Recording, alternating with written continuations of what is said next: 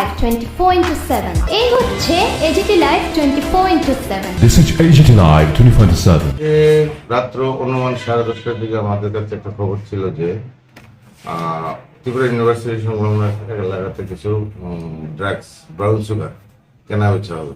তো সেই অনুযায়ী আমরা উৎপত্তি বসি এবং যখন ও আসে তখন ওর কাছে আমরা 3টা পেয়েছি, কিন্তু যার কাছে বিক্রি করতে এসেছিল তাকে আমরা মানে ঠিক টাইমিং মিলেনি, তার জন্য আমরা তাকেও পাইনি। তো তাকে আজকে আমরা রিমান্ডে আনছি।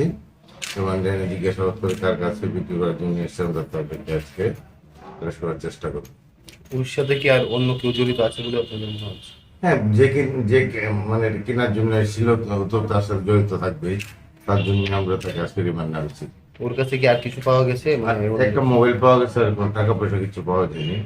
শুধু 3 প্যাকেট পাওয়া গেছে ব্রাউন সুগার, যেটা বাজার মূল্য এখন 1,20,000 টাকা মতো।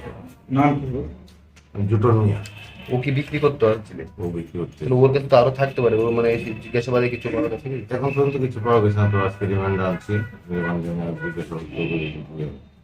বাড়ি কোন জায়গা থেকে বাড়ি ফুলতলি। আটক করা হয়েছে? আটক করে ত্রিপুরা ইউনিভার্সিটি সংলগ্ন এলাকাতে। কটার সময়?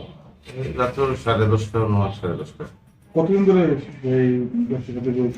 ও তো অনেকদিন ধরে, কারণ আমার সোর্সের যে খবর অনেকদিন ধরে সে জড়িত, এবং তার সেই সোর্সের খবর অনুযায়ী তাকে ধরা হয়েছে। বাকিটা আমাদের ইনভেস্টিগেশনে তাকে রিমান্ড আনার পরে আমরা আশা করি পেয়ে যাব। এমনিতে কি করে উনি?